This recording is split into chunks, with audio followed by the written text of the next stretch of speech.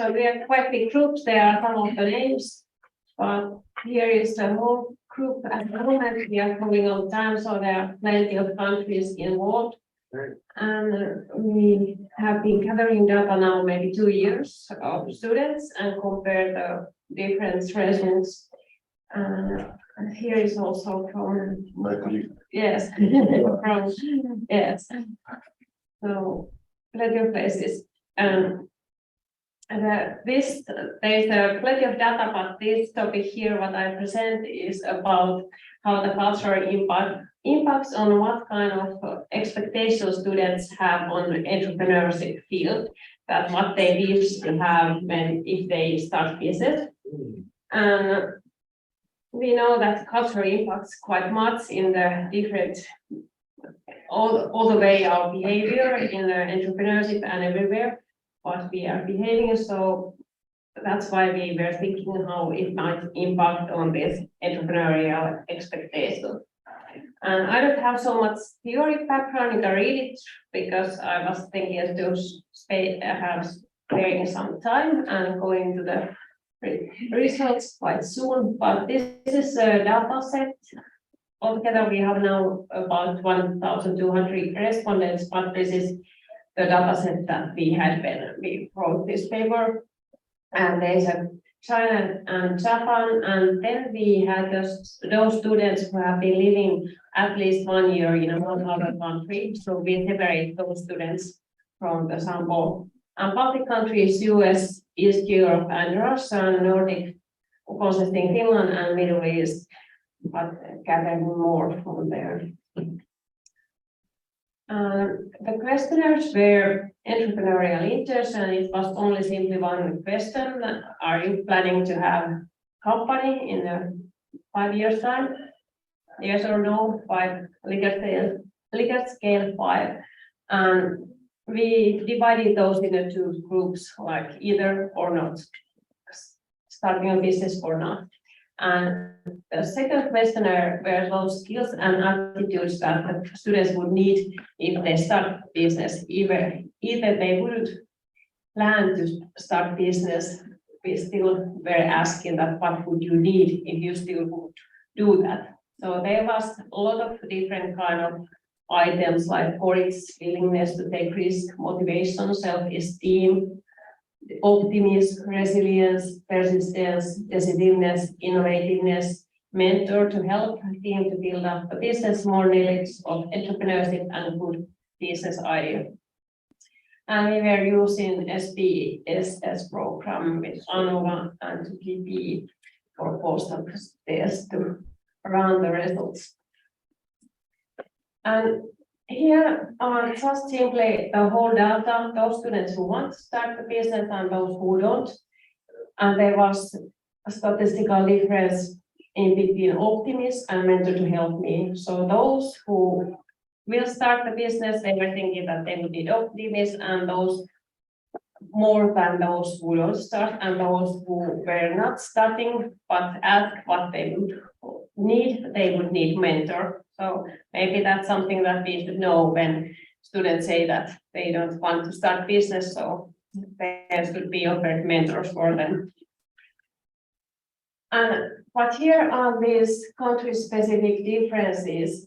In case of courage, there was a difference. There was a Japan, China, and almost in all those items, Japan and China were the highest. And they say, for example, the Japanese colleagues say that there isn't any entrepreneurial culture in Japan. So that might explain those that they rate very high, all those that they would need courage and take risks and everything listed here more than other countries. And also there was China. China is in similar way. And the lowest were Middle and South Europe, Finland and Middle East. So maybe those are these kind of countries where the entrepreneurship is quite high. So they are offered quite much knowledge, and also they have attitude for entrepreneurship quite high.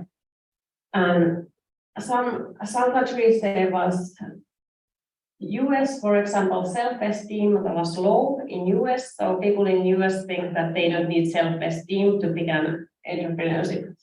So that's maybe quite natural in what we think.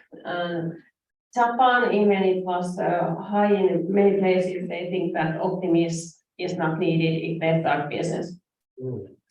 And interestingly, number 11 team also that US students thought that they don't need team if they start a business. So these were those, and then when we think about those, comparing those who say yes, I will start a business, and no, I don't, and those answers and countries, then those countries who say, oh, yes, I will start, concerning optimism, there was a statistical differences. So optimism was needed China, Middle and South Europe, and US, whereas optimism was not needed in Finland, Japan, and Middle East. But those who say that I don't start a business, the Middle East was high in the optimism. So it's interesting to do this country specific when maybe you should give more optimism to the people who think that they don't start a business in Middle East. And in a similar way, East Europe was in resilience lowest when the students who want to start business, they were thinking in East Europe that they don't need resilience, but not starting the business, they thought that they would need resilience. And Japan and China were again highest in many places. So there should be a lot of education about entrepreneurship to have it progressed. And the final slide is about conclusions. So the overall results were that those people who want to start business, they think that they would need optimism, and those who don't start business need more knowledge about entrepreneurship. So maybe us as a teacher should give a lot of knowledge to everybody, especially those who don't want to start business. Maybe they would get motivated when they would get more information. And also there was some other, but the data set is quite big, so that I don't go details those results. So overall, there are national differences in all this data that how the culture impacts on entrepreneurship and which kind of emphasis there should be when teaching entrepreneurship. So that's our main conclusion. Thank you.